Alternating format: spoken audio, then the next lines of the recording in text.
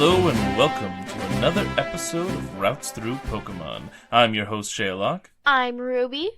And this week we will have some additional commentary from our friend ViVi. Say hi, ViVi. Hi. This week we are covering a handful of episodes and then one chapter of the manga as we finish up our journey to the Fire Gym.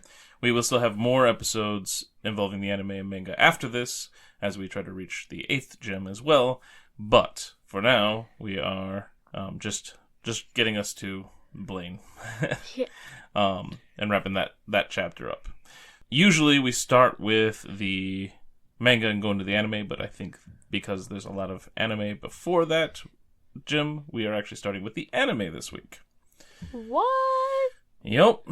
All right. So today we'll be covering the episodes 53, 54, 55, 56, 57, 58, and 59, according to some lists. So how many episodes is that? 5, I think. No, wait. 7. 7 episodes. And then one chapter of the manga, which will be from Volume 2 and Chapter 26, called Holy Moltres. The episodes are going to be the Purrrfect Hero, The Case of the Canine Caper, Pokemon Paparazzi, The Ultimate Test, The Breeding Center's Secret, Riddle Me This, and Volcanic Panic. Alright, first, before we dive in, is there any interesting catching up news you want to relay from any Pokemon Go or anything else? We did the time research yesterday, but that's about all. Yeah, we recently tackled the mastery quest, I think, or catch thing or whatever for Cryogonal. Yeah, lots of Cryogonal. Yeah, lots of Cryogonal. And I have a feeling they programmed one of them to be a shiny for everyone on a certain level. Yeah, because you, me, and your mother all got a shiny one. Yeah, but around the same time too. Yeah. We didn't check exactly which one. And mine was a 3-star, which makes me happy. Mine was just a 2. So yeah, that was a fun adventure yesterday. And ViVi, how is things going with your Pokemon Go game? You got anything exciting you want to talk about? I caught a shiny Eevee. You caught a shiny... That's right, you did catch a shiny Eevee. You know how annoyed I am about that? How? Very. You know why? Why? Because I have caught so many more Eevees than you, and it took me so much longer, because I started playing the game way before you did, and it took me forever to catch my first shiny Eevee. Then, a handful of months later, I kind of got 2 more shiny Eevees almost back to back, but you found one of them for me by playing on my phone, didn't you? Yes. So you are luckier than I am, I think. You have 4 shiny Eevees, or you had 4 shiny Eevees. Nope, I only had 3. Huh. And I traded one away to you, and I evolved one into an Umbreon, and I have 1 left. Really, that's weird. I thought you had... Maybe it was just the incident with ViVi playing on it. And then with your shiny Eevee, I really wanted to make sure you got a 3-star, and we're already best friends, so I was trying to get a lucky trade going, and it wasn't working, and then your birthday rolled around, so I'm like, well, here's a shiny Eevee. I hope it ends up being a good rating for you. And it turned out to be 3 stars, which it wasn't for me.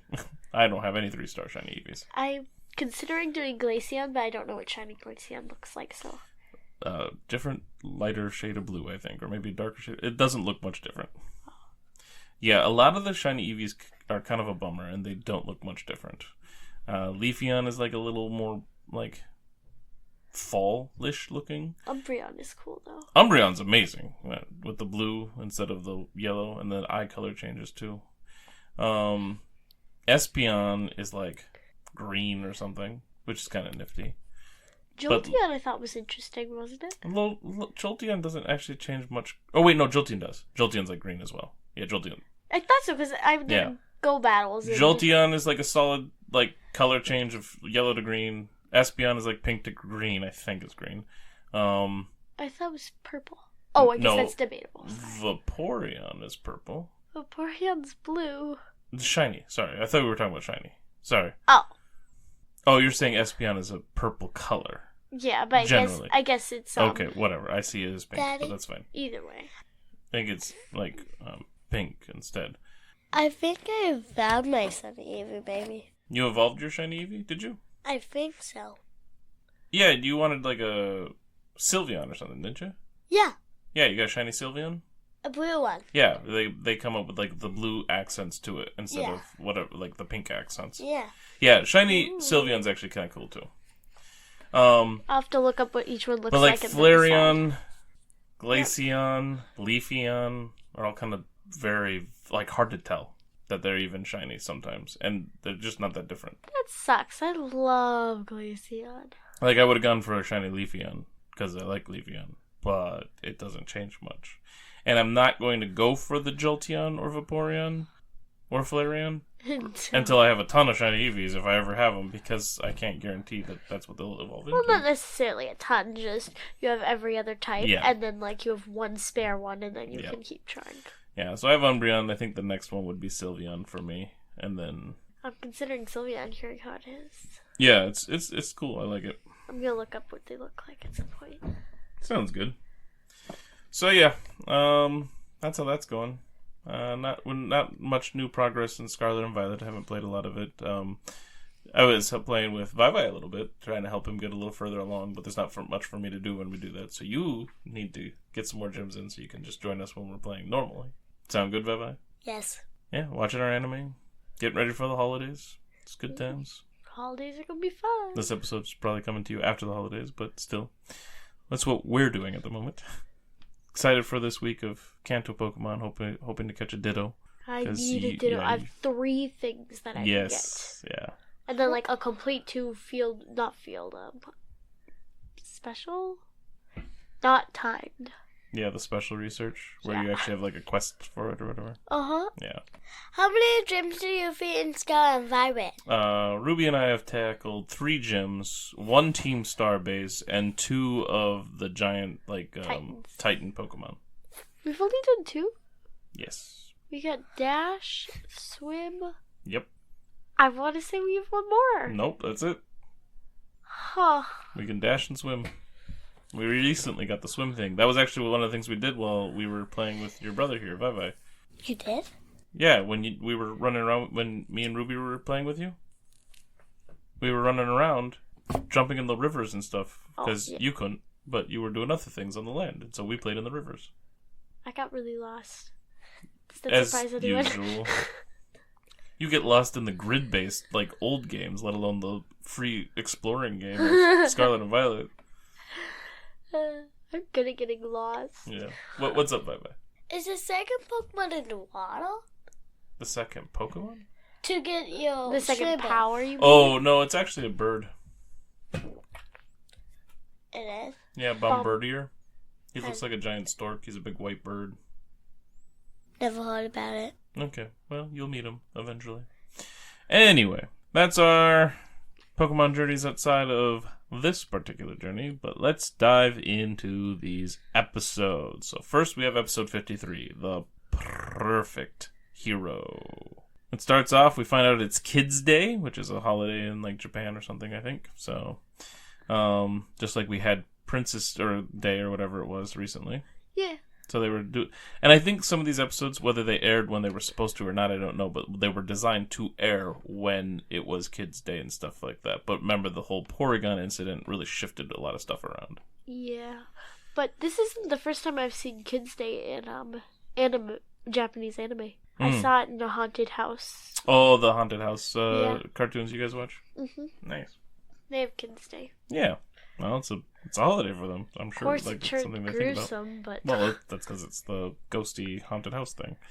All right, so it's Kids Day, and Ash and the group make it to a school just in time for a teacher to learn that the trainers that were going to come and let the kids play with their Pokemon had to cancel. So then, of course, Ash and them are like, "Well, we're trainers." And I think it's Brock that really volunteers them all because, of course, this is a female teacher that he's smitten with all like Brock is. Yep. So, seeing her in distress, he volunteers them all to let them play with the Pokemon. Thankfully, when they all release their Pokemon, because they do, they let all their Pokemon come out, except that Ash does not pull out Charizard. That's Smart a bad move. idea. Yeah. Poor kids. Yeah, right? It would have been a disaster if you pulled out Charizard, right? Well, Yes. before they threw out all their Pokemon, he had Pikachu out of the ball, of course, already. Oh, and the kids were all yeah. being crazy with Pikachu and pulling on him. And then the teacher's like, kids, don't do that. Be nice to the Pokemon. And of course they didn't listen.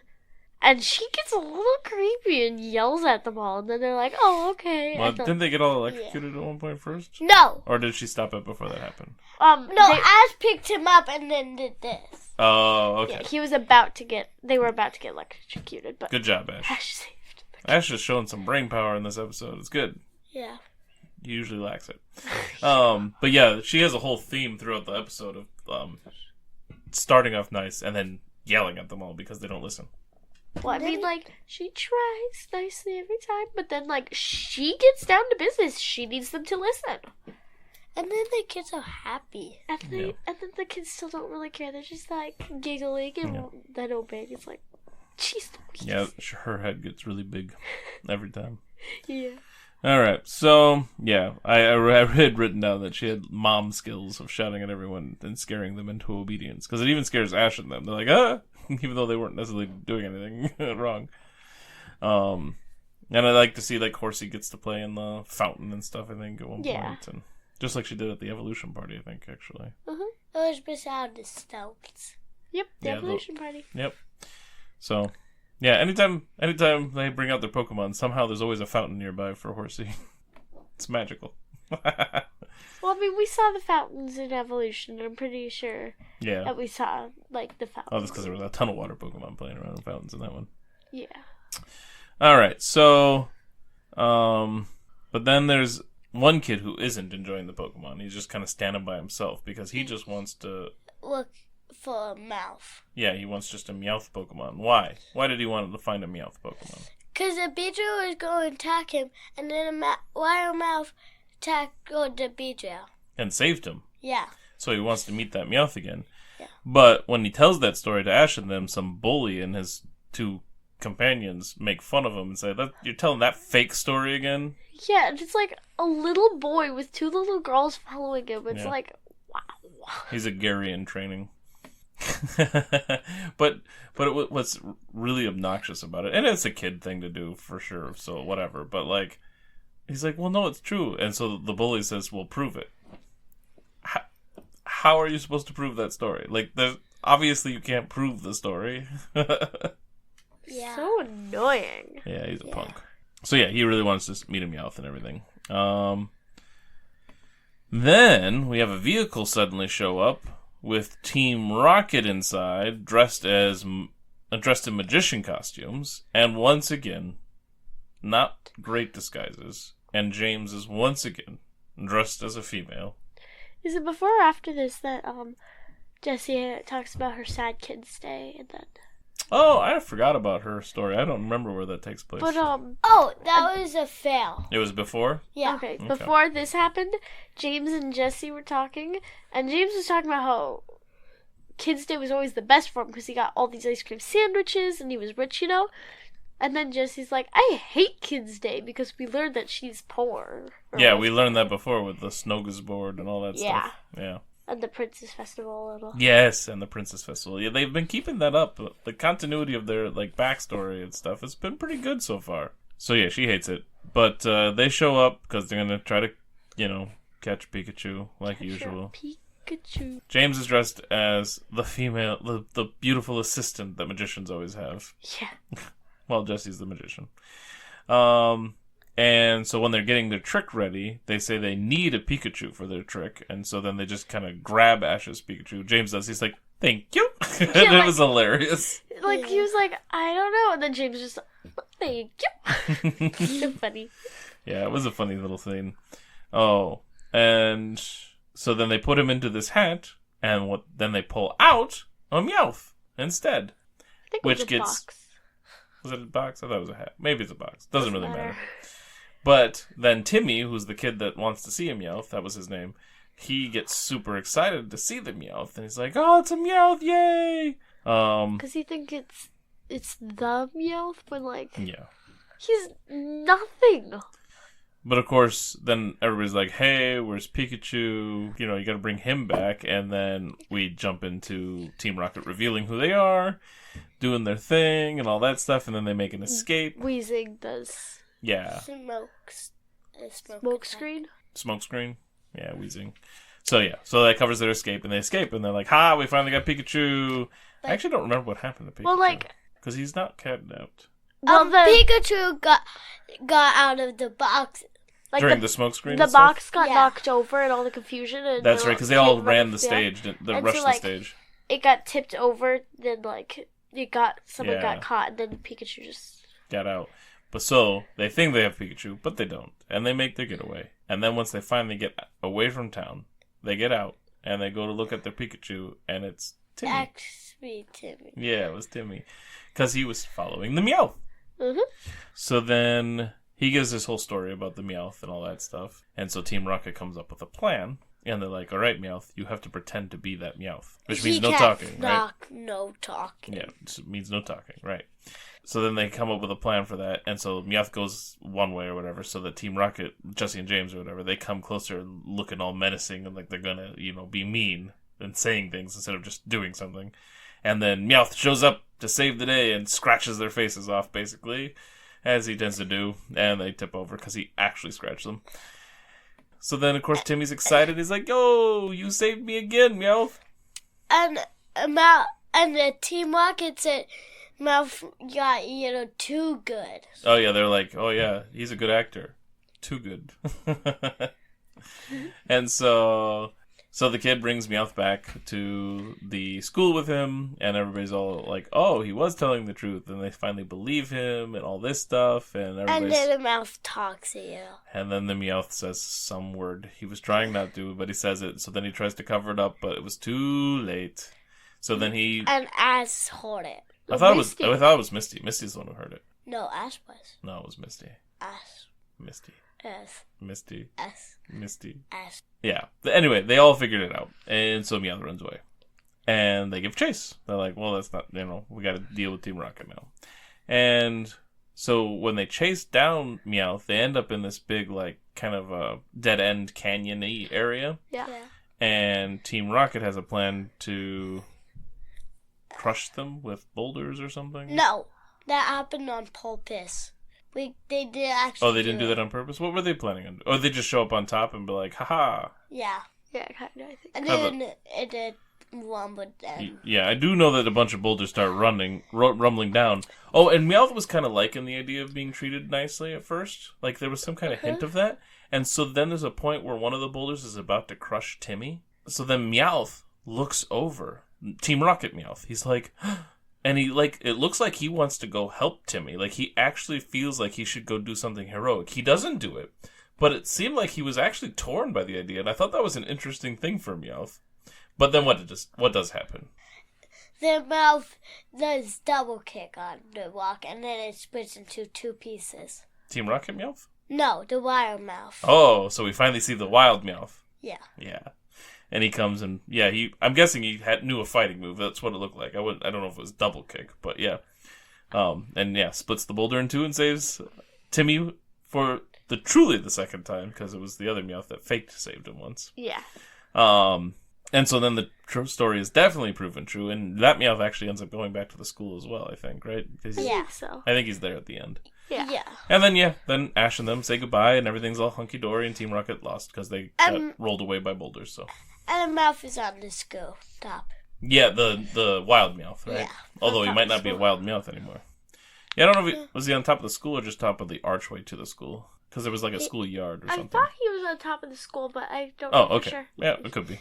He was on top of his, wow. On a wall. Oh. Yeah. Okay.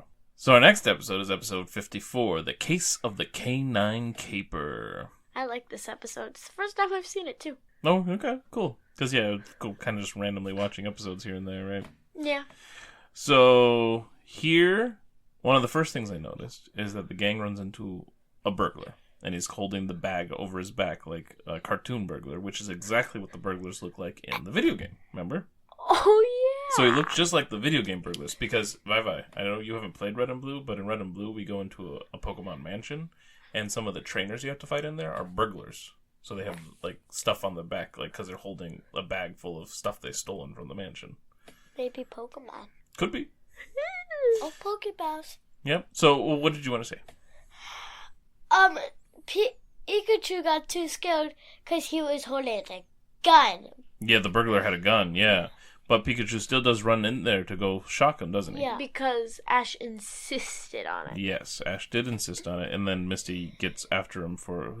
She's like, Pikachu could have gotten hurt, blah, blah, blah, blah, blah, blah. But yeah, he does successfully zap the burglar, and then, suddenly, the gang is all surrounded by Growlithe, and Officer Jenny shows up, and then what was super surprising for me is there's 2 more officers there. Guys, not Officer Jenny's. Yeah. I didn't know there were other officers. I thought it was just Officer Jenny. I'm guessing Officer Jenny is still like the chief of police, though. Oh, sure. I know something because I watched a different Pokemon. It's not in these episodes. It's in X and a Y. Oh, okay.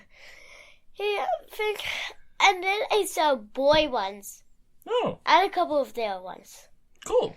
Yeah, I think this... I mean, there might have been more in another episode previously, but this is the first time I ever noticed. And there was mostly boys. Okay. Well, when we watched the bridge one, there were people driving police cars at least. But we didn't see who they were, right? But that's a very good point. There were other people. That's a very good point. So Officer Jenny's the one heading this up, and it turns out that the burglar wasn't a burglar. He was just another officer, and they were training the Growliths. Because it was... Oh, yeah, I forgot. There was a Growlithe chasing after the burgler, too. Totally forgot about that. Yeah. Oh, yeah. And then the Growlithe kicks him. Yeah. Yep. So then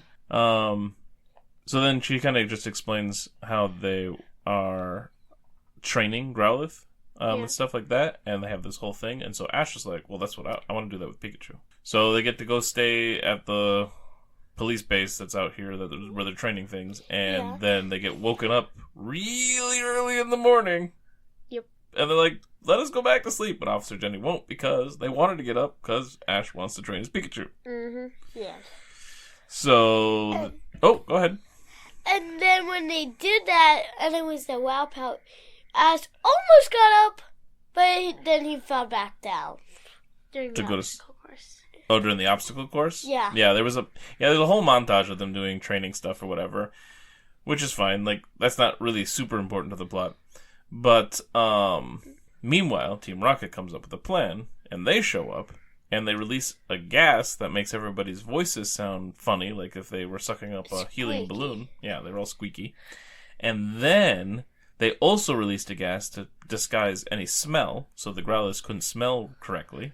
And then they had this whole scene where they put up like a big old pink shower curtain and change, I think.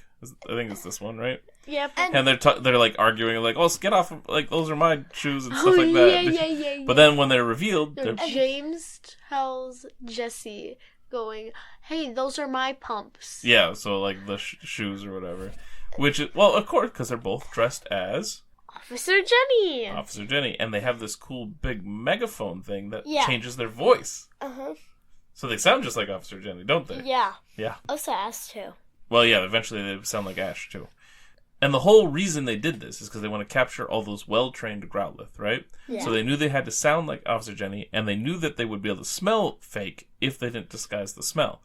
So that's why the weird smells are out there and why the voices are changed, so they can't get the right commands. For once, they were actually smart. Yes, I agree. I think this was a very, very smart plan within the weird rules of cartoon engineering. Because, like, there's no way you could actually accomplish this with real-life technology. Also, like, the smells, maybe. The squeaky voice, sure. The megaphone, the costumes, not so much.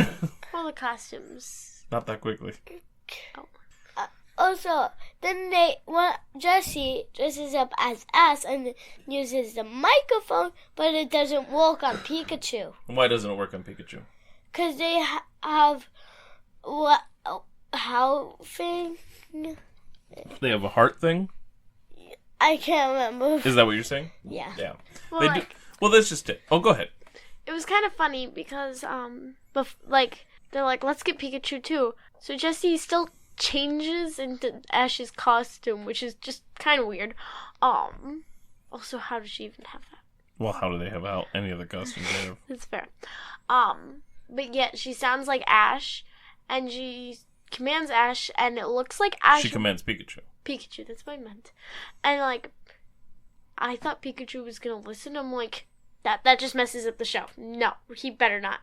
And oh, that's right. Doesn't. You were getting pretty frustrated or anxious about it. Because that just messes it up. Because that's, like you've said before, Ash's superpower is that he can connect with his Pokemon. Yeah. Yeah, Ash is not a good trainer in the traditional sense. He doesn't spend the time working on, like, training their skills and all that stuff most of the time. Sometimes, but not usually. And he does all these weird side tangents, like trying to train him like a Growlithe, a police Growlithe. So, but his real gift is that he does emotionally connect with his Pokemon. He really does, which is actually similar to what we see with, like, Red in the manga and stuff like that, right? Like, he can actually, like, they have a heart connection. They actually, like, trust each other, which is a big thing. And that's why Pikachu doesn't buy Jessie and James's fakeries. Like, because Pikachu's like, huh? No, this is Ash. Yeah. So then James and Jessie are like, well, that's fine. Growlithe, go take him out. And so the Growlithe go to do that. And they get grounded, and then Ash said Pikachu used Fun Belt on all of them. Yep. And he does. He keeps shocking them when he's winning, Yeah. right? He keeps doing it and doing it. But there's so many. And Pikachu gets tired, and it doesn't look like he can do it anymore. Yeah. And it looks like they're all going to lose. And the Growlithe is surrounding him and growling. And then, typical of cartoons, they brought in something that would just wrap it up easy peasy that wouldn't usually happen. They just suddenly, Jigglypuff walks into the midst of it and is going to sing. And she starts singing. And I'm like, when I watch this, I'm like, oh, okay. I mean, like, yeah, it's sometimes lazy writing for shows to be like, oh, we're just going to bring something in to win the day that you're not expecting and doesn't make sense. But it would be fun. So Jigglypuff starts singing, and she only gets into a couple lines of it. And then stops. And then she just stops and walks away. And I'm like, wait, what? I was so surprised. Well, if she only sings a couple lines every time, they won't fall asleep. I suppose. But she seemed like it was so weird because she just starts singing and she's like, oh, forget it. Is what the attitude was like. Why am I even bothering? They always fall asleep and I always get angry. And so, Puff. yeah, so she just walks away. And so she doesn't save the day. So there was actually no point for Jigglypuff to show up except that it was hilarious. I love Jigglypuff. Me too. And so then we get back into the heat of the moment, right? And they're like, what's going to happen? And then one of the Growlithe, what does it do? Bite episode 20, and then Growlithe and Manda her. So then all the Growlithes attack Team Rocket. That's right. Growlithe, after biting Officer Jenny, they have a moment, too, where they remember all the training they went through together, Officer Jenny and the Growlithe, and so they kind of connect on a heart level, like Ash and Pikachu. Yeah. And that turns the tide, because then the rest of the Growlithe are like, oh, okay. And yeah, so then they want to get back in the vehicle that they brought, but what happened? Mouth just drives away. Meowth just drove off without them. Meowth was already saying, like, I don't like this, they're dogs, I'm a cat, Yep. I don't like this. Yeah, that was his whole thing this whole episode, is like, I don't want to be a part of this one. It's like, I don't like dogs. So, James and Jessie have to run after the vehicle, because he just drives off, and that's Team Rocket. So then, at the end, they're talking to Officer Jenny and stuff, and Ash is like, yeah, I should just go back to training Pikachu in a normal way, not this. This isn't the way to do it. And then all of a sudden, Officer Jenny just starts talking about how amazing Brock is, and how he's so handsome, and all this, and that they should go on a date, and, oh, but it's not Brock, or it's not Officer Jenny. He was using one of the microphones. Yeah, he was using the big old megaphone and making him sound like Officer Jenny to say good things about himself. And of course that doesn't work. Yeah. It was funny. Well, yeah. Because he wants to hear those words so badly. So anyway, they start walking on, and Brock is still actually holding the megaphone, but eventually he's like, whatever, and he tosses it onto the road, and they just keep walking. But when they hear it, he just puts it on his back, and then Jimmy finds it. Yeah, and then after we see it laying on the road, we look over to the bushes, and Jigglypuff peeks around a tree and sees the megaphone. And then the episode's over. And then, the episode's over. So then we jump into episode 55, Pokemon Paparazzi. This one, I think these 3 episodes were designed to promote a new video game, specifically. Because... Gold and Silver? Nope. Oh. Pokemon Snap for the Nintendo 64. Oh, right. Because we are introduced to Todd, who looks just like the character in Pokemon Snap. And what does Todd do? He's a photographer. He takes pictures of Pokemon. What? He captures Pokemon. On film. Yeah. So... That's like part. And then Jessie and James dresses as Boy and Dale, not opposite. And they act like old man and lady. Yes, they do. They dress in like old people costumes, and James does dress the normal gender that he is, and they actually disguise their hair for a little bit for that one. Well, that's because they need to be old. Yes, they need to be old. But well, before that. Yeah, way before that. The beginning of the episode, they're near some town or whatever, and they're just kind of in a patch of grass, and Brock is cooking. I forget what Misty's doing. Togepi's around. She's probably just sitting at the picnic table playing with Togepi. Brock Could cooks. be, yes. That's what I said, didn't I? Yeah. No. Yeah. Brock is cooking. You said Misty. No. He said Brock was cooking, and then Misty he doesn't was doing something. remember what Yeah, I don't Misty remember. was doing. I think Misty was just playing with Togepi. Oh, Misty was just eating. But then Ash sees something glint in the tall weeds nearby, and he thinks it's somebody with a gun that's going to shoot them, so he tackles everybody, and of course they're all mad at him. And the person does shoot them. And the wife falls into the river and then floats away. Yeah, yep. But Ash is like, no, there was somebody there, so he has Squirtle shoot water into it, and Todd comes out, and he's like checking his camera, and they're like, oh, are you okay? And once he figures out his camera's okay, he's like, yeah, I'm okay. Because he was worried about the film getting damaged. But then they are no longer mad at Ash. They're like, what were you doing? Blah, blah, blah, blah. They're more getting after Todd. And we find out Todd was just trying to catch A picture of Pikachu. Like he wanted to catch Pikachu on... And he doesn't tell them why. Yeah, he won't tell them why, as they ask him throughout the episode for a little bit. And we get the little flashback of Todd when he meets the old couple that they have a Meowth on a leash, and they're begging to have him capture Pikachu As their final, because they want to see him again, because they used to have a Pikachu like it or whatever. Uh-huh. And so it's really important to them to see this Pikachu captured.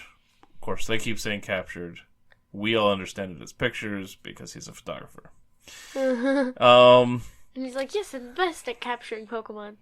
Yes. But we also learn that he's famous, and they're like, how is he famous or whatever? And it's like, oh, well, I caught Aerodactyl on film. Yeah. I'm like the only one who did it. And so then he shows off the picture, and there's a silhouette of somebody in Aerodactyl's claws. And Ash says, that's me. But, and then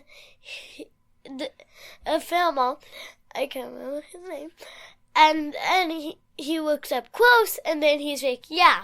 Yeah, they zoom in on the picture, and we find out that it actually was Ash back in the episode where Charmeleon evolved into Charizard. Yep. Mm-hmm. So that was cool. And then, Todd's like, isn't it funny? Me who took a picture is famous, while you who are being carried by it are just...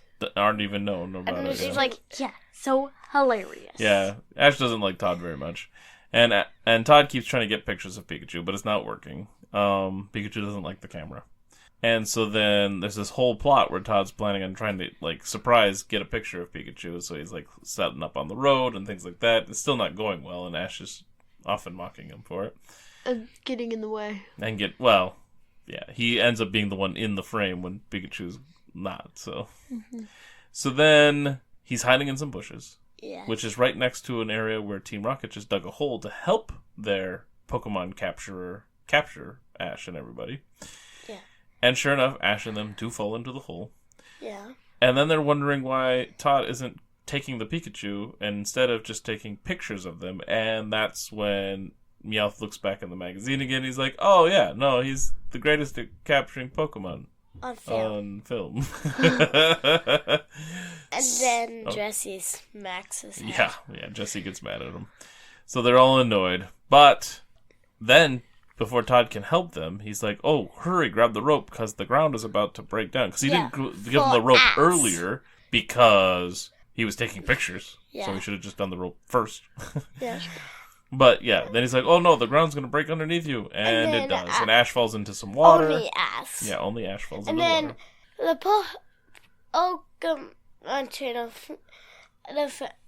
photographer, Todd? Todd jumped into the hole and then they will walk in. Yeah, he runs to go help him because then the water pours out of a pipe basically out into the river. And so Ash would fall. Out into the river, really? I thought it was just like one of those contained water. Well, I'm pretty things. sure there's water down there. Yeah, there's water. Yeah, there's water down there, but that's like contained water where water's coming in from all sides or whatever. Oh no, I think it's a river or something. And then there's like there is a river, but somewhere else. But maybe it's all connected. Anyway, the point is he's going to fall far and probably die. Yeah. So Todd thinks quickly and uses his camera that's on its stand, its tripod or whatever, to save him, and so then holding onto the strap. And it's getting all wet and everything. And so Ash realizes he's willing to sacrifice his camera to save people. He's not just trying to catch Pokemon on film and all that stuff. Like, he has a heart. Well, not even just a heart, but he's just got his priorities right for the most part. But Team Rocket shows up on the edge of another area, and but they were still dressed up as Old Man and Whitey. Sure. And then they rip off the costume. Yep. And then they use a net to capture Pikachu and put him in a rubber bag or whatever, so he can't shock him. And they use bombs. And then they start throwing bombs. Yeah. And then Ash grabs some of the camera pouch and then say cheese, and then look off to the side and takes a picture. Yeah. So hold on. So James is the one throwing the bombs, and he keeps lighting them, and then throwing them, and lighting them, and throwing them, and then he lights one, and then that's when Ash catches it with the camera. He's like, say cheese, so they all pose. And Jessie's like, I gotta get my makeup on. Right, and then he's like, look to the left, and they all look to the left, which is I think it was left, maybe the right. Left. Right. Look to the right. No. So they all look to the right, and in James's right hand is the bomb about to explode, and explodes right in their face, and it's hilarious. And I think that's what frees Pikachu too, right? Probably. Because then I think he shocks them or something. And then, Ash is saved, and they're all friends. No. What? Bulbasaur whipped them, and then... Oh, Bulbasaur. I forgot about Bulbasaur. Razor Leaf. He used Razor Leaf. That's right, to free Pikachu. So you're right. Bulbasaur helped free Pikachu, and then Pikachu was able to do his thing. I remember it was Razor Leaf because one of the kids is like, how does that even hurt them? I said that. That was you? Yes. Anyway, they do get back out though, and once they're all safe and everything, Todd and Ash are like, "Oh no, we're friends. Of course we're friends because we both love Pokemon." And then Todd sets up his tripod to do a timed camera shot so that they can all get all of them and their Pokemon can be in the picture, or is it maybe another Pokemon? Can I say something? But they can be in the picture. Hold on, so they can all be in the picture. But of course he stumbles, and so they're all kind of in a haphazard way in the picture, but they look like they're having fun. Go ahead. And then they will climb up the wall and then get back up to the ground. Oh, yeah. All right. And so then they have a new friend who travels with them into the next episode even. He joins the party. Not for long, does he? No. So we have episode 56, The Ultimate Test. So Todd is still with the gang, and Ash learns that there is a badge he can get to automatically get into the Pokemon League. Instead of getting all 8 badges, you just need this one badge. Well, you just need to pass the test, really, I think. Yeah. Well, you'd pass the test to get this badge. I don't know if it's a badge. Maybe it is. Yeah, they show the badge. Okay. It has a big old P on it or something. So yeah, it does automatically get him into League, so he doesn't need to get all the other ones. Which we also learn is how it works because Nurse Joy's there's a Nurse Joy there that wants to take this test and does because she wants to be like us to be the very best that no one ever was. Right. She wants to also do the Pokemon League, but she can't get out to go earn badges because she has to take care of Pokemon. So this is like her only real way to do it. So anyway, they go in. We find out there's a written test and a skill test. And when Ash signs up, he gets lucky number 7, which Jessie we overhear who looks different. What? It's just some odd person standing over there. She has the same color hair, the same voice. She's wearing glasses and a suit, and her hair is done differently, but it's Jessie. Oh no! And as I heard that voice, and that sounded very familiar to him, so yeah, the voice sounded very familiar to him, but he couldn't place Jessie it Bell. because it's Jessie. She didn't talk on a southern accent. And then later on, there's also a guy whose hair isn't nearly as well disguised, who's also signing up, and he's sure that Ash is like, I recognize that guy too, but still doesn't know who it It's is. blue hair. Also, that voice was very familiar because he was Team Locke. Yeah, they were James and Jessie, right? Yeah. But later we find out that they're not together. I'm gonna get there. But Anyway. like right now they're not even together. Yeah, that's true. They're not together at the moment. So anyway, we know there's written and skill test. Ash is pretty cocky about it. I remember Misty said something after a couple times, and I thought it was hilarious, but I don't remember what she said. But it was because Ash didn't. I don't even think he realized what she was saying, but she was being super sarcastic. That he was like, he wanted to go fight in the gym. He's like, and she's like, oh, you're gonna get this one to give it to you out of sympathy too? Badges? That's not this one because there's no gym here. Oh. That was a different episode. But that was also hilarious. But I'm pretty sure she said something, because she said something along the lines of how he's great or will do great. I think maybe it was even after the written test. I don't know. But there's a point where Misty says something along the lines of what like Ash is saying, in a way that we know that Misty is being very sarcastic because she does not. Yeah, it's just I forget what it was. It was funny. But anyway, when Ash signs up, he has to hand over all his Pokemon. Yeah. But Misty asks if she can hold on to Pikachu for him, which is fine. And Jessie and James end up running into each other because they did not know each other were there, and James doesn't even recognize Jessie at first, which is just dumb. And he makes some comment about her being an old hag, which of course insults her beauty, and she gets mad, and they get into a fight. They're like, oh, it's us, and then they leave, and they're arguing because they're like, I thought you were going to go do this thing, or you said you were going off to do this, right? Really, I thought it was just Meowth who comes in and is like, this sure looks like a doctor's appointment. No, maybe Grandpa. maybe that's true, but like neither Jessie or James knew that they were going to be there. Like, why are you here? And Jessie always wanted to be like, she's already accomplished so much, so she wants to be accomplished and being a Pokemon champion as well. I forget why James wanted to do it, just for funsies, I guess. But they run into Meowth, who's like, hey. You guys both told me you were off going doing something else. But to get rid of him, they throw a ball of yarn and he chases it. So, yeah, they all sign up for this test. And so then they're in this classroom where they have to answer all these questions on a computer. And Like Ash, true or false. Yeah, true or false. And Ash gets some right, but there's some where he answers them like, you idiot. Even I know this. Even ViVi knew this. Like, so we see what Ash's doing, and we see what Jessie's doing, and she's just... Well, James, I think, first, maybe. Yeah, because like, then James is like, hard. oh, she's doing... Like, she's just going right through them. Because, yeah, he's having a tough time. You're right. Yeah, he's like, it's so hard. But how is she doing it so easy? But then we cut to Jessie, and she's just like, true, true, true, true. If I just keep answering this way, I should get, like, 50% right. Then we get to a different part of the test where...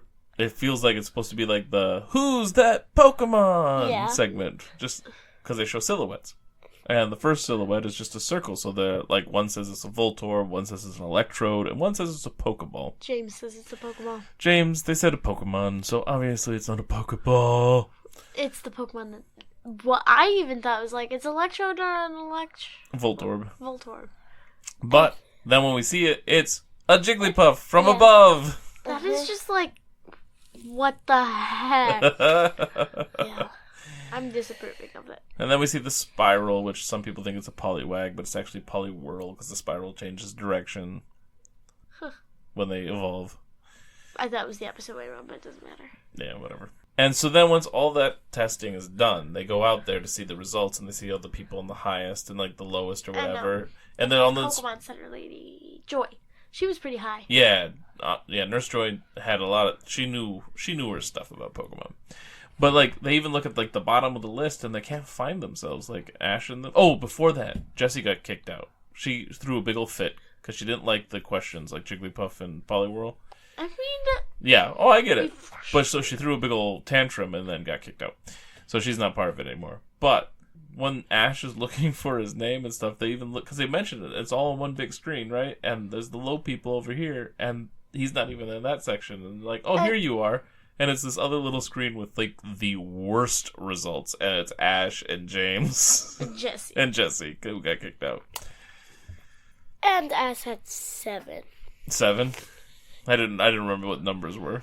A little pathetic. So, and I feel like this is where Ash is like, well, that's fine. I'm better at fighting with Pokemon anyway. And I think this is where Misty made a sarcastic comment, but I don't remember what it was. So, the next part of the test is that they have to pick a belt with 3 Pokeballs on it. There's like a whole table full of them, and they don't know what Pokemon are in, and they're told that it's so that they can learn to adapt with whatever comes out. Yeah. And they all have to fight the guy that's kind of leading the whole thing. After you choose, I wish they would tell you which Pokemon is which, so you know how to use the types or whatever. Like, Right. I would be like, okay, whatever. So first we get to James. Yeah, first we get to James. And then he had Ash's Pokemon, but not his. He didn't have all of Ash's Pokemon. The first Pokemon he throws out though is Pikachu, and his response to Pikachu showing up is, well, I've been hit by his attacks so many times, I know them all, which he does, and he uses them.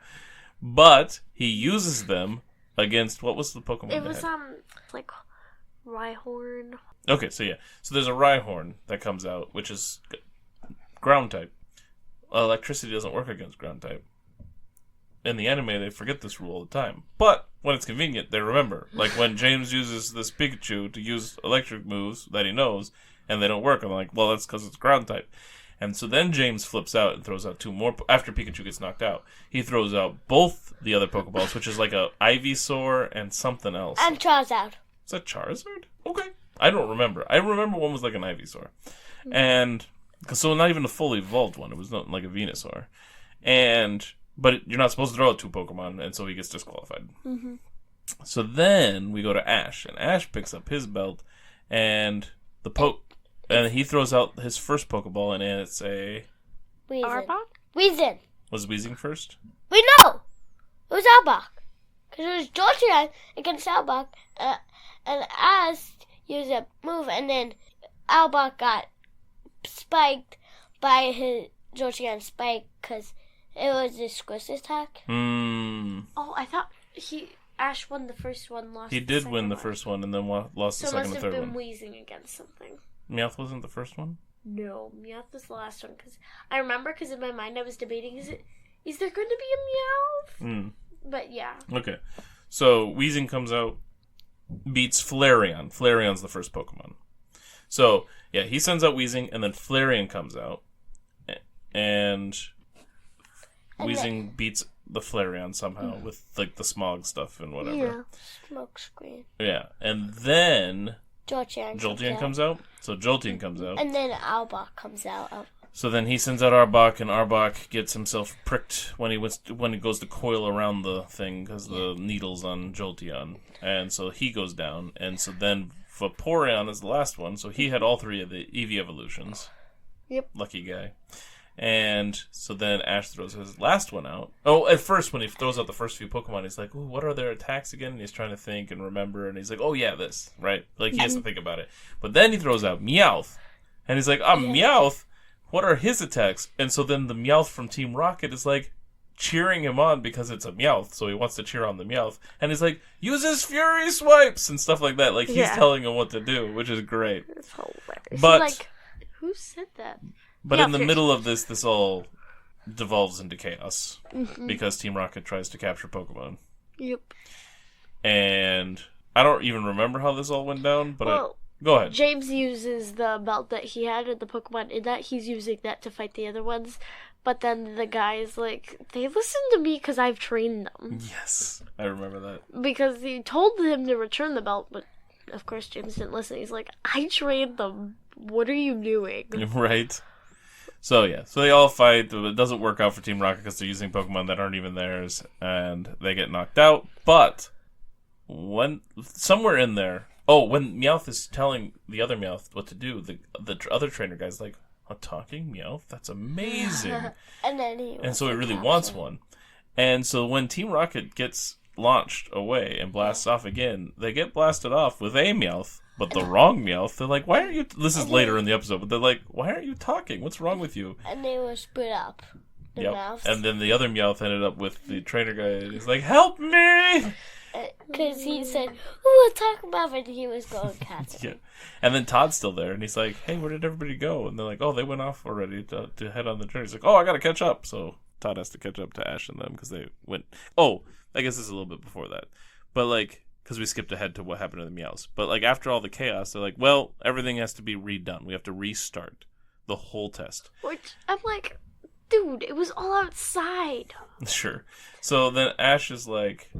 Or they're like, so are you going to do it again, Ash? He's like, no, I'm going to just do the normal way of getting badges, because battling is what I do best. And he's like, well, you should... okay, because I'm sure you passed this time. He's like, no, it's fine. When the mouth got frozen, and the Team Rocket mouth was like, what do you do with this pale mouth? Oh, when they were battling, apparently the Meowth got frozen. Oh, yeah, the Vaporeon had new ice moves. Yeah, you could probably teach Vaporeon an Ice Beam or something. And the other Meowth was annoyed at Ash. Oh, yeah, that's right. Yep. So then Ash and them leave, and then Todd's like, hey, where did they go? They're like, they already headed off to the next town or whatever. And he's like, I gotta catch up. So he does. And then we hit episode 57, and this one's kind of significant for a couple reasons, and I like it. But it's the Breeding Center Secret. So, Todd is still along and trying to take pictures of Togepi by, I think they're on a bench by a fountain again.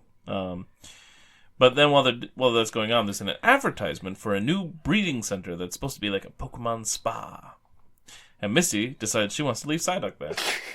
Because she thinks Psyduck needs some help. Despite the fact that Psyduck's awesome. And Ash even suggests that, she just wanted to get rid of him and not take care of him or whatever. She's like, no, I want him. And because he's like, if you really don't want Psyduck, I'll take him. And she's like, nuh-uh. So, it suggests that Missy does still care for Psyduck, despite the fact that she is very mean to him. But when they're walking along, they see an advertisement for... food. And then they were guessing about Pokemon that the guy wanted for, and if they had that Pokemon, they would be able to get free food. And it was a Psyduck. Yeah, so if they could show this guy the Pokemon that he wanted to see... Just show it to him. They just had to show it, yeah. Then he would give them free food at the buffet. And so they pull out all their Pokemon to show him off. Yeah. Except for Charizard, I think. And he doesn't want to see Charizard. And none of them are accurate. And he's like, no, the Pokemon I really want to see is this. And he shows a picture, and it's Psyduck. And Missy's like, I just left him at the breeding center. We need to go get him. So they run off to go there, but the breeding center's closed. Yeah. Already. So but Misty is determined. So she looks around and finds a back door that's unlocked, and so they all go inside, and they go looking for Psyduck, and... out of Pokemon Kansas. And we did meet the people running the show at the place, I think. But we didn't really hear their names or anything like that. And anyway, so while they're looking around the breeding center, they find a door and they go in and they find that all the Pokemon that are left there are locked in cages. They're not being treated nicely at all. So they're looking around and they're all caged up and stuff and whatever. And they apparently did, when they find Psyduck, they apparently did try to make him look a little bit better and more alert because his eyes are angled and stuff. So he actually did kind of look cooler. Yeah. But it turned out they just taped his eyes over. Tape. For me, it looked like he was angry. Yeah, he did look kind of angry, but he looked like he was ready to do some action, like he could do some work. And then they took the tape off, and he was back to his blank stare. So they're like, "This is horrible." And then they hear voices, or maybe not yet. They see a machine that picks up a cage and puts on a conveyor belt, and it goes through this wall. So they go over there and listen. And they find that the two people running the Pokemon Center, this guy and girl, they're talking to somebody on the screen, and it's the head of Team Rocket. Giovanni. But I never saw that part. Oh yeah, on the screen you never see his face, but he's petting his like Persian and stuff like that, and he's like, "Oh, I'm the charge," and he's like, Yeah. and they're talking about Jesse and James for a little bit and how those two are idiots, Yeah. and that's why they're not involved in this plan to bring all these Pokemon here and send the good ones off to Giovanni. I'm just a little confused why they do girl and guy instead of like guy, like girl and girl or whatever. So that we always have a girl and guy. What? But like for traveling and stuff, I feel like it'd be better to have. Oh, like in real life, because of antics you could get up into, or just like, Yeah. I get what you're saying, but like, especially for a show, you want to have more things going on. So like, That's fair. okay, better interactions, all that stuff. Yeah. So we find out that they're actually also members of Team Rocket supposedly because they're working for him, but they don't want to work with Jesse and James because they're screw ups and would screw the whole plan up. And so then Ash and them are like, oh, we need to get evidence. And so Todd's taking pictures. And then Misty points over to the conveyor belt to take a picture of that. So he aims it and takes a picture, which causes a flash, which has the guy in there notice it. And the girl's like, what's up? And it's like, oh. Do they know the names yet? I don't know if we know the names yet. So they come through to go look in the cage area because they're like, well, we saw something. But Ash and them all hid by then. Yeah. And these two Team Rocket people walk around looking and they find a Pikachu in a cage zapping over and over again. And they're like, oh, that's what's causing the flash. Never mind, because it was Ash's Pikachu making it look like he caused the flash. And he's just a caged Pokemon. That makes a lot more sense now. I didn't know that at the time that was Ash's Pikachu. Oh yeah, that was Pikachu. That was our fan favorite here. So then they leave. But then, while they're trying to figure out what to do, a window gets opened. And Jesse, James, and Meowth show up because they're like, well, this breeding center's got to have a bunch of Pokemon in it, and we're going to kidnap them. Because they don't know it's Team Rocket's plan to kidnap these Pokemon already. So they show up, and they find out they're already all caged, too.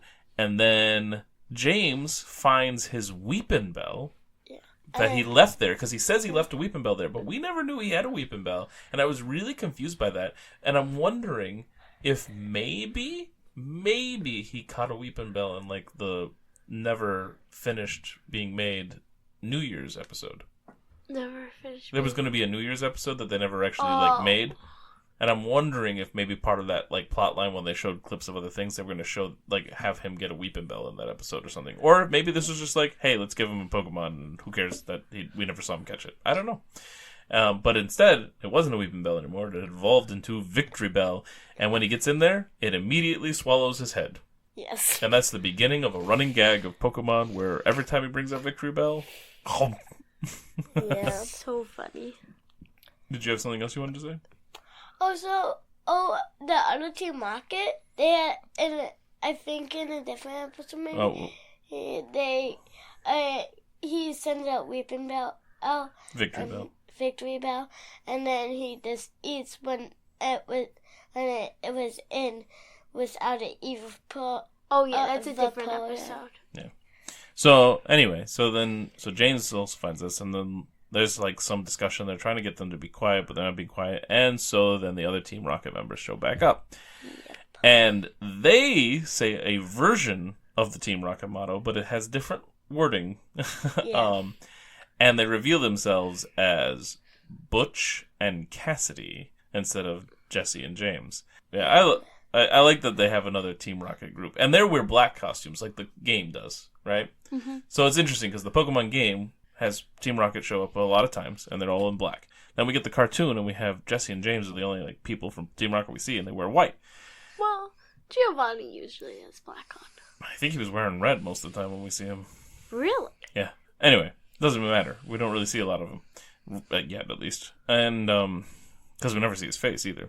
Speaking of that, that's actually a very classic cartoon thing that people did all the time. Like, there's a show called Inspector Gadget I used to watch all the time, and he was always petting a cat, too, with his, like, big old metal hand. And, because cats are often with the villains and all, like James Bond and all that stuff. And you never really saw his face either. You just heard his voice and you saw like his body and he petted his cat, you know. So it's very, very common trope for the villain stuff. Mysterious head of the organizations. But when Butch and Cassidy finish their motto, I think Cassidy is actually the one that says, "That's right," instead of like a Meowth or something. But then they have Raticate show up, because that's their mascot, apparently. But he doesn't talk like Meowth. He just says his Pokemon noises. So, Raticate! So, then, of course, James and Jessie are like, hey, we spent so long searching for a good motto to swipe. So, apparently the motto that James and Jessie say isn't an original thing that they came up with themselves. They stole it from somebody, and apparently they're claiming Butch and Cassidy stole it from them and changed the wording. And so it makes me wonder, we heard James's parents use the motto. Were they saying it to mock James because he uses the motto, or were they the originators of the motto, and that's where James and Jessie decide to steal their motto from? Huh. Not that it matters, but I was just curious. Because they didn't use the exact wording either. Well, I think they did, but they just didn't finish it. But I could be wrong. Anyway, so there's a whole thing with them, and Ash and them try to escape. They run away. But a cage drops down and captures almost everybody except Misty and Togepi and Pikachu. Oh, I thought Psyduck was part of it. Well, her Psyduck is probably in her Pokeball. Ah. No, Psyduck was found, Misty. Yeah, but I think she probably put him back in a Pokeball. Maybe. Like, I don't know if we even see Psyduck again in this episode. Huh. I don't remember seeing him again. Because he doesn't really play a pivotal role anymore. But I know that Todd gets captured with everybody because his camera gets taken by them. They're like, we'll take that, thank you. And Misty gets out, but the rest are, including Jessie and James and Meowth, are all arrested by Officer Jenny. They're like, hey, they broke into our place, arrest them. So they get arrested, they get put in jail. Of course, Ash is like, hey, Ash and, Brock and stuff. It's like, hey, we're innocent, Except for these two. You can take them to Jessie and James. Well, yeah. So then Misty needs to go get the evidence. So she goes back to the center. Oh, she doesn't have Psyduck yet. She left Psyduck behind. She needs Psyduck back. That's her excuse for going. So she goes to get her Psyduck back, and while she's doing that, Pikachu sneaks off to go get the camera. She gets Psyduck back, because they're like, we're supposed to hold them for 48 hours or whatever. She's like, I really need to get going, though. Like, all right. So they bring him. And sorry, in the time we had, we couldn't do much with him. Then, she still stands there, and, I thought you had to really get going. And she's like, because Pikachu wasn't back yet. But then Pikachu shows up and has the camera. So then they go to Officer Jenny, they show the pictures and the evidence, and Officer Jenny's like, what? So then they all leave. But first, they're like, well, no. You can leave Jessie and James in jail, because they're also Team Rocket. They were not with us. They were actually trying to do bad things. Yeah. So they get left behind. So then they go back, and Butch and Cassidy are arrested and carted off. And Jessie and James dig a hole in their cell to escape. Then we see Ash and everybody and Todd at a fork in the road. And Todd's like, I'm actually going to go up to the mountains and take pictures of Pokemon. And they're like, yeah, and we're going to go off to Cinnabar Island to go chase another gym badge. And they're like, all right, so goodbye. So now Todd was here for 3 episodes, now he's gone. Yeah. And now if you want to see more about Todd, you go play Pokemon Snap. Which maybe we'll even do, and maybe do a bonus episode or something about Pokemon Snap. And so then, while Ash and them are walking, we see underneath of them Team Rocket digging a path, like a tunnel, as they're trying to escape. And then that's how that one ends. At the end of the episode, they go to the food place and get their Psyduck and They do get their food, don't they? They do? Yeah. And get free food. Yeah. Yep. Cool. But before we move on to the next episode, I wanted to just take this time to bring up the names of Jessie and James and Butch and Cassidy. Do you know where those names come from? Because those aren't the Japanese names, obviously. We've learned that watching a Japanese episode. I don't know, they just made them up. So, Jessie and James and Butch and Cassidy, those names come from actual real people. So two people, actually, because the names are Jessie James was a person and Butch Cassidy was a person. They were both outlaws in the Old West.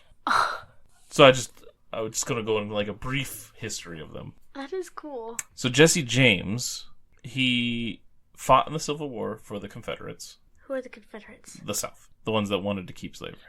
Oh, bad. Yeah. So he fought in the war for a little while, but once the war was over, he decided to turn to a life of crime.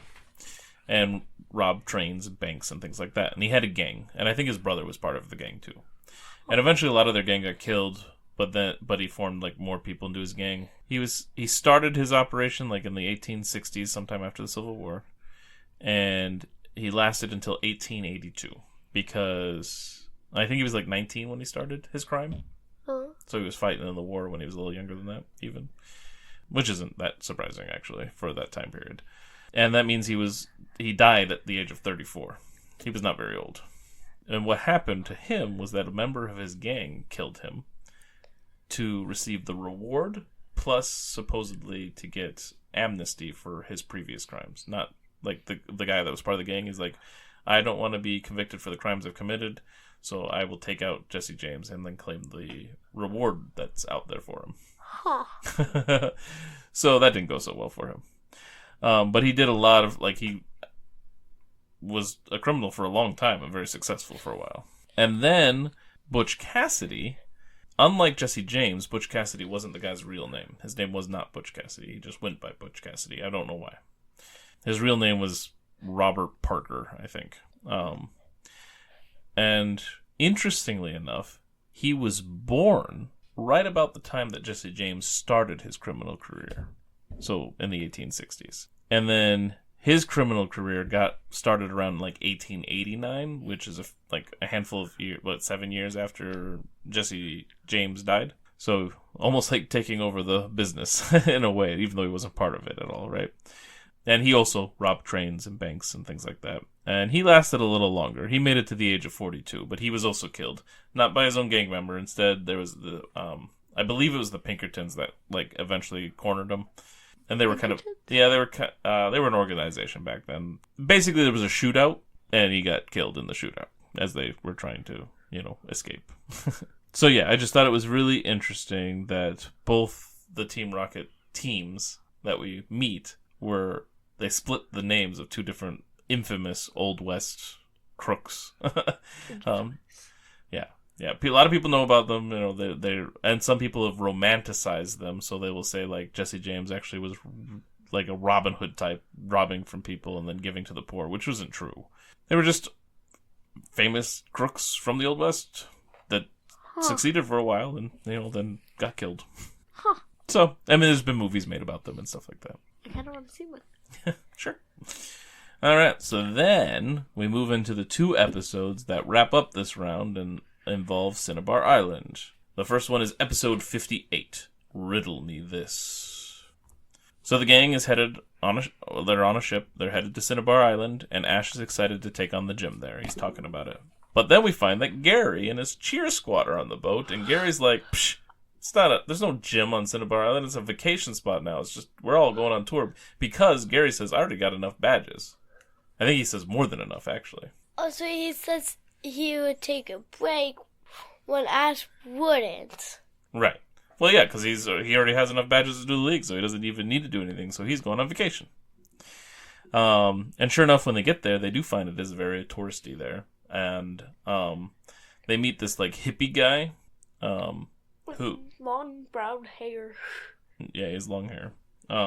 And he's complaining about the tourists and how it just kind of has ruined the island. But then he's like, hey, you can come to my inn later if you want. And they're like, why do you have an inn for the tourists if you don't like the tourists? But they also wanted to see the gym, because there used to be a gym. And he's like, well, I can show it to you. And he shows it to him, and it's this broken down building. However, I'm pretty sure, I could be remembering this wrong, but I'm pretty sure, because I forget how he words it, that he would take them and show them the gym. But he does show them the actual gym. Because behind the broken down building, if you look in the distance, is the volcano. So he actually did show them the gym. I think that's how that went. And I thought that was clever, because this is all about little, subterfuge, riddles, subtle things or whatever. It's riddles. Yeah, bunch of riddles. Oh, and yeah, he had some riddles there, too, that the guys never figure out. Misty always figures them out. I don't remember what all the riddles were, but... Only Misty found out. Yeah, well, Misty's the one who always kept figuring them out, though. Well, like, one of them was, where's the gym? He's like, he talked about how glasses, where do you put your glasses, or where do you put glasses in front of your eyes? Oh, so it's right that's right. It was right in front of their eyes, and that's when they see the broken down building, but there's also a volcano right in front of them. So it had a double meaning, because there was the actual old gym, but also the real gym that nobody knows about. That's the line. Thank you for remembering that. And I thought that was really cool. But then they also like find the Pokemon labs. They're taken there at one point, or they go there to check them out. And they find that that's also just all touristy now, which is disappointing. And it's interesting because in the game, it's not touristy at all. That's where we get our prehistoric Pokemon resurrected. Uh-huh. That's how we get Aerodactyl in Red and Blue, and also Ammonite and Kabuto. So, while they're there, we also see that Team Rocket's there cooking food and trying to sell food while they're scouting. Cookies. While they're scouting out the lab because they're going to break into it.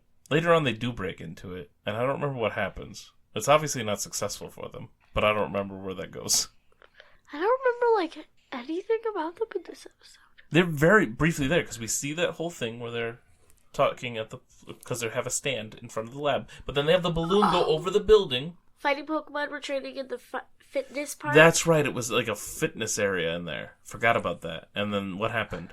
The fighting Pokemon were training. Yeah. And, it was kind of cool because there was a Poliwrath that's fighting in water, swimming in the pool. That's right. But they broke the roof and trapped them all or something, and then Ash saved the day. Oh, did Ash save the day? I thought they weren't even there for it.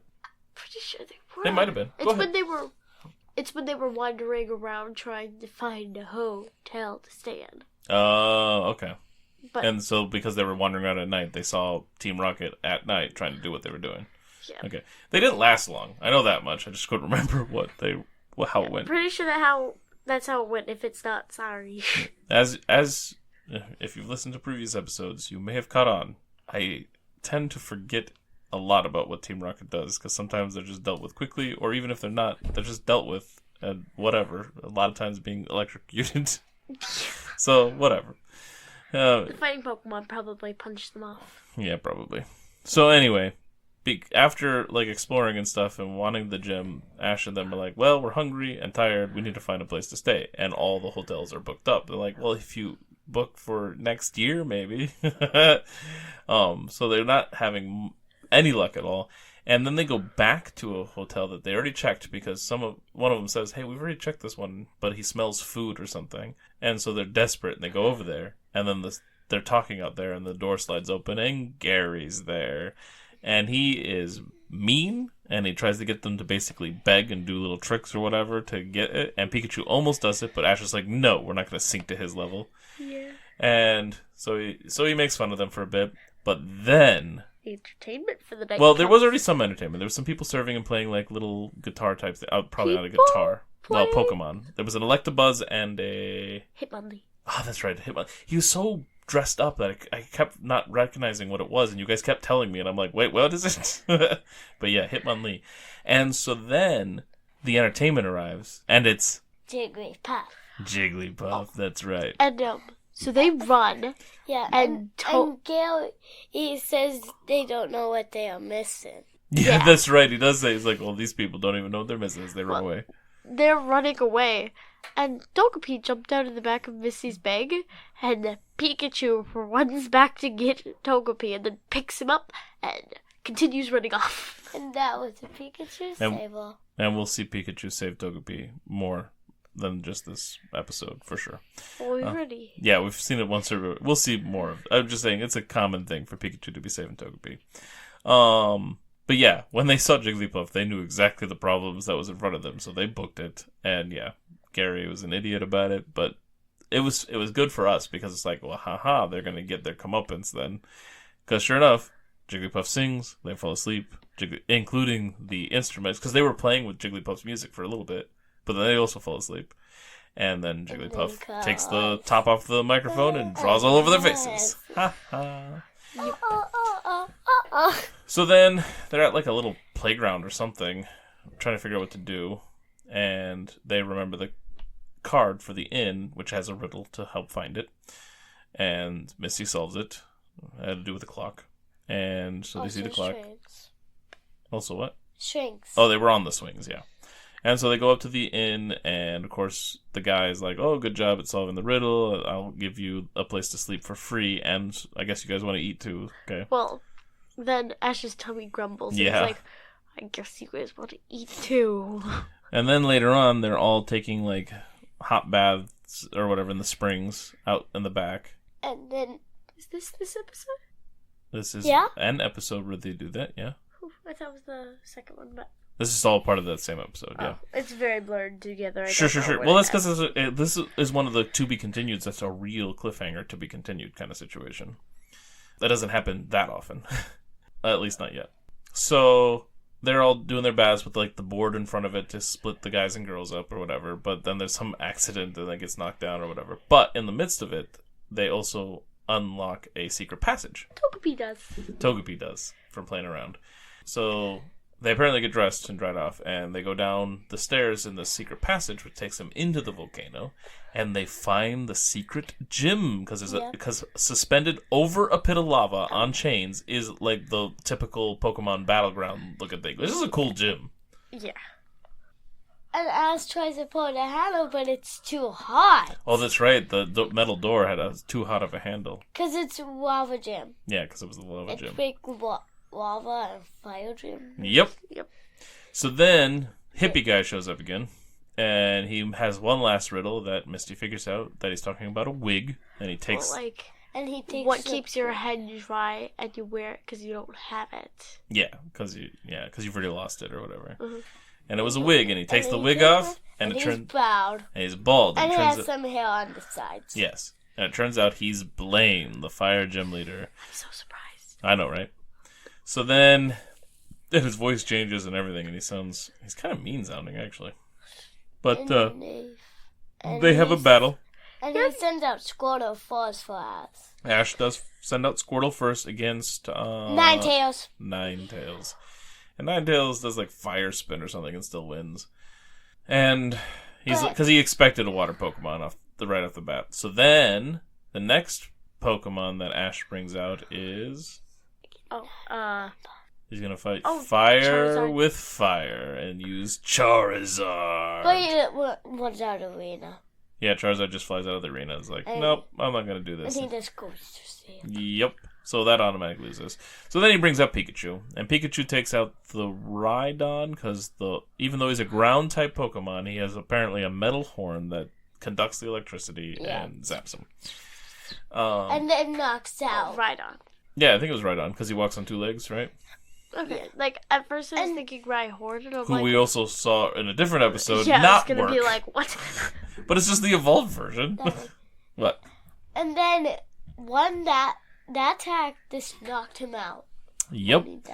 And so then it's Pikachu versus the Magmar. Because they're only allowed to use 3 Pokemon, I think. Yeah. And then Magmar is going to use some big fire move, and that's kind of where we have the cliffhanger. That's where things end.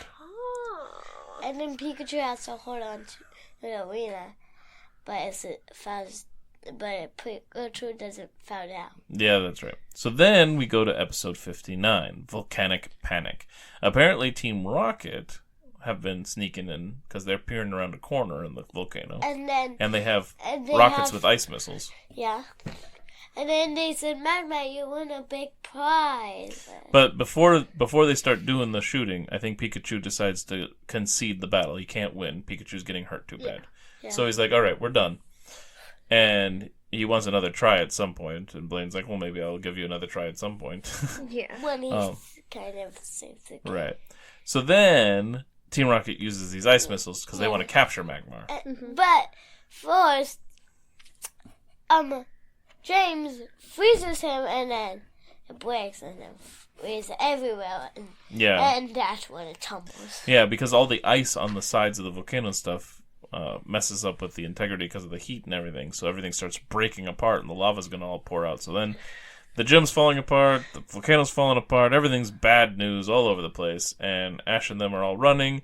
And then Magmar's throwing rocks to try to block up the lava at one point. So then Ash tries to pull out Charizard to help. He's like, well, you should help. And then Charizard, of course, once again just lays there. But after a while of watching Magmar, he's like, wait a second.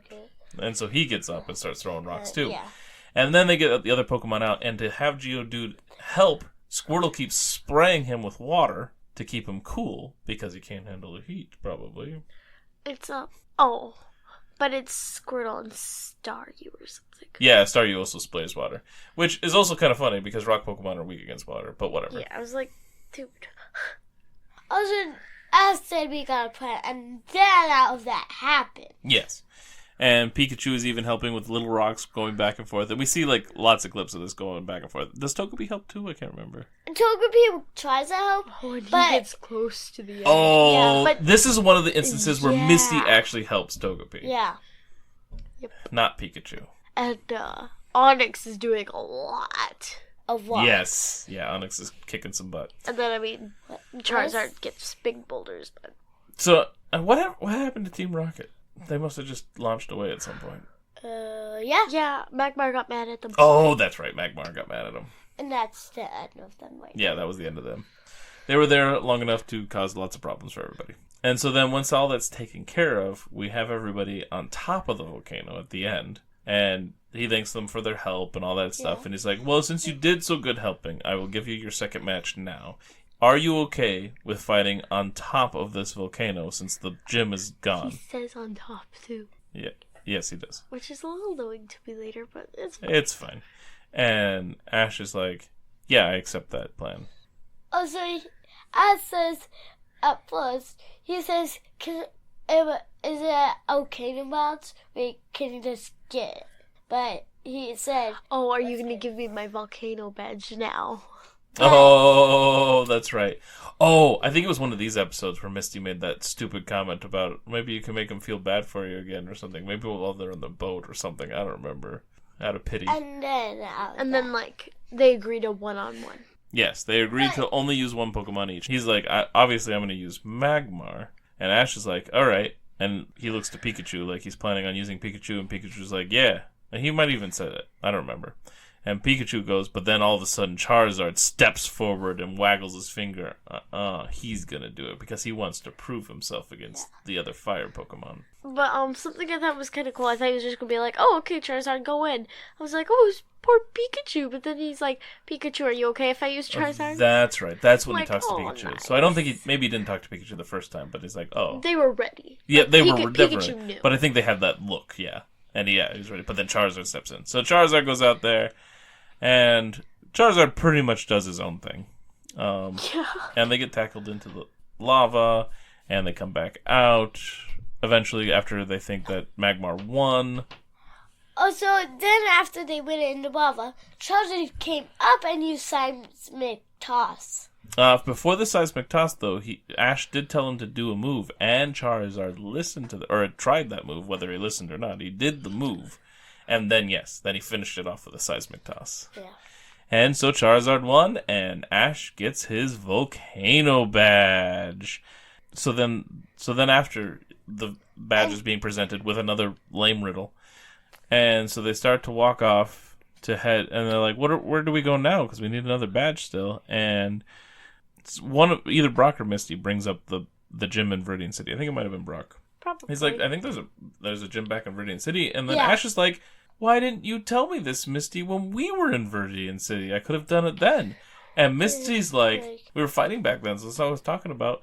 Like, we weren't going to talk about the gyms. What were we fighting about anyway? And then Brock starts to chime in, and Ash is like, wait, don't talk, don't say anything. And then Misty remembers anyway. And what is it? Ash broke Misty's bike. And so she's like, and you still owe me a bike, Ash. And then, Yeah, there's all that shouting about the bike again. Why, Brock? Just why? All right, and with those anime episodes getting us to the Volcano badge, now we don't see the Volcano badge, but this is the Volcano badge moment of the manga, which is chapter 26 and volume 2, Holy Moltres. Because we already met Articuno. Now we got Moltres. So, in the beginning, we see Team Rocket ransacking a house, which is likely the stand-in for the mansion from the game on Cinnabar Island. And they're looking for something, and they mention that there was a traitor amongst them, that they're looking for something that the traitor had. Then we see Red getting close to the island while riding Gyarados, and he sees a fire on the island. They mentioned the trainer's name. The traitor's name? Yeah. Oh, do they? They say Blaine. Oh, Like, wherever you've gone, traitor. We'll find you. We'll find you, Blaine. Oh, okay. So they do mention who the traitor is. And we all learned already that Blaine is the fire gym leader. So anyway, as he's getting close to the island, he sees a fire, and he spies on Team Rocket from a cliff area, talking about Blaine's Rapid Dash and Arcane 9, and wondering where Blaine himself is. Then Team Rocket sees Red and decides to eliminate him for seeing too much, and they use a Gengar who steps forward to do just what they wanted to do with Red, right? But then Blaine steps out by his 2 fire Pokemon that they saw, and tells them to leave the boy alone. Then they tell him not to make any false moves, or they'll send Red dropping off the cliff that he's hanging on to, because they're going to step on his fingers or something. Yep. Classic villain. Yep. And they send Gengar off to use using Nightshade against Blaine and everybody. And they're so focused on their attack against Blaine at that point that Red releases Gyarados again, because he must have put him back in the Pokeball earlier, and has him attack Team Rocket, which allows Blaine to climb up on his Rapidash. He races over and rescues Red in return, so they both are saving each other. We're working together to basically, even though they don't know each other. Yeah. And they introduce themselves while they're riding away. Yeah. And Blaine tells Red he used to be a scientist for Team Rocket. And if we go back pages in the manga, we'll actually see him in one of the clips. So, in one of the panels. So that explains the traitor comments that Team Rocket have been issuing. Then a fireball is chasing after them, and Blaine tries to get Rapidash to go faster, but it isn't enough, and Red pulls out Poliwrath to water gun it, but that doesn't help. Then they see the fireball for what it truly is. The legendary bird Pokemon, Moltres. And then Team Rocket shouts out and asking Blaine if he remembers it from when they all caught it together on Indigo Plateau. So back when Team Rocket caught Moltres, Blaine was still part of Team Rocket.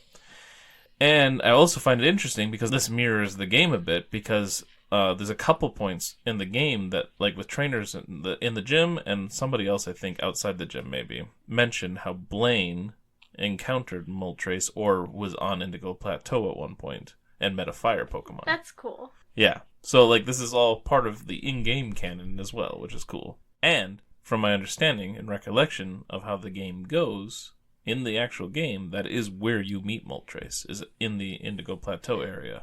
Like, right before the Elite Four somewhere. Yeah. So Gyarados and Rapidash are having a hard time hitting the bird as they're trying to fight it because the bird is too fast. Blaine says they need a flying Pokemon, which neither of them have. Moltres makes an attack that sends Red flying, and he drops the old Amber he got from Giovanni way back. And as we know in the game, the old Amber becomes Aerodactyl at the labs. So Blaine seems to recognize the ancient Amber and tells Red to trust him. He puts Red onto the Rapidash and points him in the direction of his secret laboratory. And he says he's got to borrow Red's Gyarados for a bit. So, once again, we have a trade occurring, because Red didn't have room in his party for a Rapidash.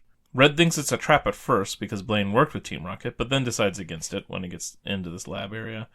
And Rapidash helps find a book about reviving Pokemon fossils, and there's a machine for it. So Red gives it a go with a punny line to Rapidash, saying, well, if you nay so, instead of say so, because he's a horse. Alright, it works, and there's some winged creature in the machine now. It is Aerodactyl! Now, interestingly enough, they did a trade because Red didn't have enough room, right? But now he has an Aerodactyl, so technically he has too many Pokemon, right? Yeah. But anyway, he uses the Aerodactyl to get back over there. Meanwhile, the battle is going very poorly for Blaine, and he doesn't think Red will make it. And he despairs because he needs to capture the Pokemon that got away. The Pokemon that he created. Mewtwo. Dun, dun, dun. So, Aerodactyl shows up, though, and kicks Moltres' tail feathers, and Team Rocket has Moltres return as they all retreat. So, Red and Aerodactyl showed up just in time. And then, back in Saffron City, in the Sylph Company building, which we haven't met in the manga yet, but we've tackled in the game, we see Sabrina, the psychic gym leader, wearing Team Rocket attire. And we've met her before in the manga already, too. Team Rocket returns with Moltres there, and Koga is standing there with Articuno mocking the other Team Rocket people for failing to capture Blaine even with a Moltres in their possession. Then we see a message from the power plant, which has Lieutenant Surge talking about how they've just caught Zapdos. And then we see Giovanni in front of 3 screens. Each one has a legendary bird on it. One of the legendary birds on it. So all 3 show up. He says that now that the Mewtwo project is ruined, that these will now be our aces in the hole. So he's got some kind of plan for the 3 legendary birds. But back to the problem with the too many Pokemon in Aerodactyl. If you go to the end of the book where it lists stuff about Red and his journey and how many Pokemon he's caught and stuff, it also always shows his team and what levels they're at. And Eevee used to be on that team, and we saw him on the islands with Articuno, remember? Okay. Like when he was training Gyarados and all that stuff? Well, not training Gyarados, but getting them all to get along and work together. And in the back of the book, it says that Eevee was transferred when he got Aerodactyl. So Eevee got sent to the box. So, they actually do explain it to you. Maybe not in the actual comic story, but it's there, which is cool. And that's that. That is our journey through the fire stuff. So now, that's the end of our journey to the fire gem stuff for both manga and anime, and we've already finished it in the video game. But because we've also done the 8th gem already, there is still some more to go in the anime stuff. So, just so people are on the same page with us. Alright, so, our next episode, which will be Pokemon Adventures Red and Blue Part 8. We'll finish Volume 2 of the manga, which is Chapters 27, Calling Kadabra, and then we'll go through Chapters 28 through 33 of Volume 3, which is Piece of Mime, Go for the Golbat, Zap Zap Zapdos, The Art of Articuno, A Little Kadabra Do It, and The Winged Legends. And then for the anime episodes, we'll be covering Beach Blanket Blastoise, The Misty Mermaid, and Clefairy Tales. Then in the following episode, we will actually be doing the manga through the last badge, and then the anime last badge, as well as some stuff after that. So we'll have chapters 34 through 38, and Mewtwo 2 and Mewtwo 3. So we'll actually get to meet Mewtwo in the manga before the game. Drat That Dratini, Golly Gollum, Long Live the Nidoqueen. And in the anime, we'll do the Battle of the Badge, which is where Ash gets his 8th badge. It's Mr. Mime Time, Showdown at the Poke Corral, the Evolution Solution, and the P Kahuna. Which, so after he gets the badge, we'll start going into a bunch of episodes where Ash is supposed to be training for the Indigo League. I say supposed to because there's a lot of distractions. And so you'll wonder why, we caught up with the badge already, so why aren't we jumping back into the game? Well, we're actually going to cover the last route of the game after we catch up all the way through the first season of the anime. Because the league and stuff was very, very different in those, and it would just be a nice, end cap, I feel like. So, after that episode, we will have 1, 2, 3 more anime manga episodes. Alright? Including, in there, Pokemon, the first movie. Yes. So that'll be fun. So, and that one takes place after the P Kahuna. So, that is what you all have to look forward to as far as our episodes are concerned. And yeah, so it'll be a little bit before we get to our final route where we will cover our journey through Victory Road and dealing with the Elite Four and probably finding Mewtwo. No, Pokemon cards. So, it looks like ViVi and I will be doing Sword and Shield Fusion Strike packages, while Ruby does Sword and Shield Vivid Voltage. Alright, now for the sniff. Oh, it smells good. Alright, so we will let our guest start this week. ViVi, what do you have? Toxa, Which is an electric Pokemon. Totodile, A water Pokemon. yeah, water. Baneri is a Nanotype. Cobblepus is a fighting Pokemon. Tynamo is an electric Pokemon. Carvanha is a duck Pokemon. And that one's your shiny one, it looks like, yeah? And then you have Butterfree. Butterfree. I love Butterfree. This is a grass. Ooh, and that picture has some shine to it too. And it's grass type. What does it say? It has an ability, it looks like. Tricolored Scales. When you play this Pokemon from your hand, to evolve one of your Pokemon during your turn, you may make your opponent's active Pokemon burned, confused, and poisoned. Wow. So when you use this Pokemon to evolve like your Metapod or whatever, you can burn, confuse, and poison the active Pokemon on your opponent. When it's a grass type, it can spawn the Pokemon? It collects honey every day. It rubs honey onto the hairs on its legs to carry it back to its nest. Very cool. Alright, let's see what else you got. Fire energy. Power tablet. During this turn, your Fusion Strike Pokemon attacks do 30 more damage to your opponent's active Pokemon. Scale books, that's an item. It's a stadium, actually. Whenever either player's active Pokemon retreats, put any basic energy that would be discarded into their hand instead of the discard pile. Togedemaru? It's a meta type! Yeah, it's the steel type, isn't it?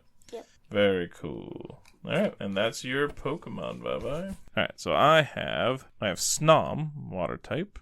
It eats snow that piles up on the ground. The more snow it eats, the bigger and more impressive the spikes on its back grow. Huh. I have Dreepy, which is a psychic. I think we may have got him before. If this weak Pokemon is by itself, a mere child could defeat it. But if Dreepy has friends to help it train, it can evolve and become much stronger. Makuhita, single strike.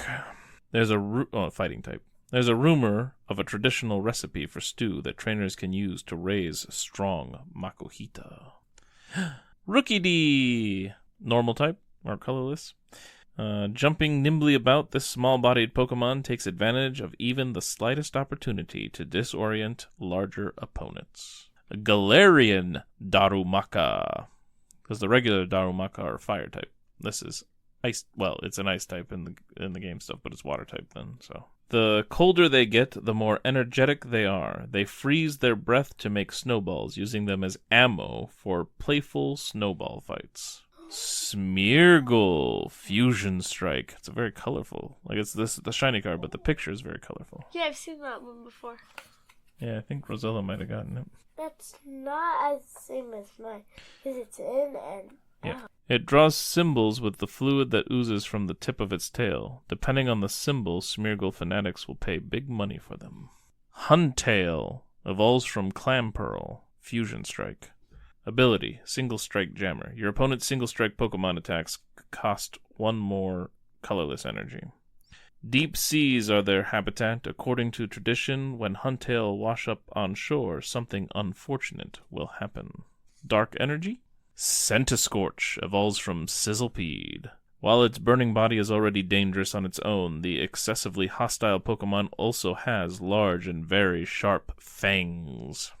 Fusion Strike Energy. This card can only be attached to a Fusion Strike Pokemon. If this card is attached to anything other than a Fusion Strike Pokemon, discard the card. As long as this card is attached to a Pokemon, it provides every type of energy, but provides only one energy at a time. Prevent all effects of your opponent's Pokemon's abilities done to the Pokemon this card is attached to. I think I've seen an energy like that, but it's like Ludibus energy or whatever, and it doesn't have all the weird Fusion Strike stuff. And finally, Turtonator. It's a dragon type with fire and fighting. Eating sulfur in its volcanic habitat is what causes explosive compounds to develop in its shell. Its droppings are also dangerously explosive. So its poop is also explosive. What kind of dragon type is it? Fire and fighting, it looks like? Yep, that's what I said. Fire fighting. I did not hear. I think I've seen that Pokemon, but it's not a dragon. It's just a fire. Sure, that could be. All right. I've got Woobat, psychic type. Well inside a cave, if you look up and see lots of heart-shaped marks lining the walls, it's evidence that Woobat live there. That's kind of fun. Like, yep. Beldum, Steel type. If you anger it, it will do more than rampage. It will also burst out strong magnetism, causing nearby machines to break. Blitzel, Electric. Its bane shines when it discharges electricity. They use the frequency and rhythm of these flashes to communicate. Malsary? Psychic type? Oh, yeah, I don't actually know how to pronounce that.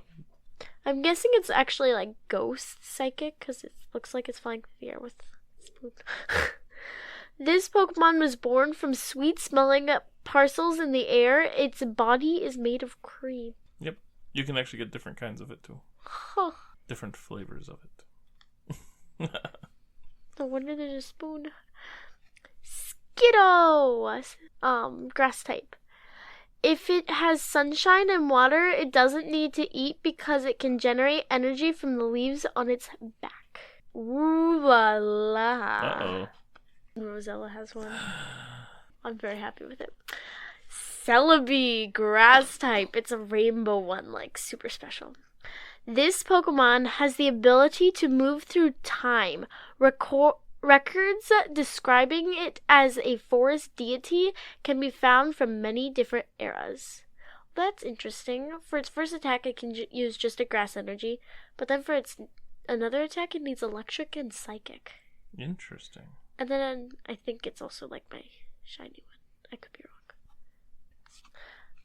Metagross, Steel type. It analyzes its opponents with more accuracy than a supercomputer, which enables it to calmly back them into a corner. What does it evolve from? Metatang. Metang. Metang. I'm guessing Metang evolves from Beldum. I'm pretty sure it does. For all my steel Pokemon, Steel Energy. Nice. Krokorok. Krokorok. Krokorok. Or is it Krokorok? Krokorok. Evolves from Sandile. Krokorok. Yes, Krokorok. Krokorok. Psychic. It buries some of its prey in the sand to use as emergency meals when its hunts are unsuccessful. Planes ahead. Ooh, for my Celebi, an Armatic leaf energy. Aromatic? Yeah, it's like one of those special energies. As long as this card is attached to a Pokemon, it provides leaf energy, grass energy, whatever you want to call it. The grass energy the grass Pokemon this card is attached to recovers from all special conditions and can't be affected by any special conditions. Nice. Swellow evolves from Taillow. Taillow, I think. Swallow evolves from Taillow. Normal type. It dives at a steep angle as soon as it spots its prey. It catches its prey with sharp claws. That's my card. All right. Well, thank you all for listening. You can find us on Spotify, Amazon, Apple, and YouTube. Just look for the Hunterfield Institute channel on YouTube. Like, subscribe, rate, review, and if you ever want to really get a hold of us, you can also email us at hunterfieldmanor@gmail.com. We'll be happy to hear from you if you want to talk. I think that's it for this episode, so we'll catch you on the next route. Bye!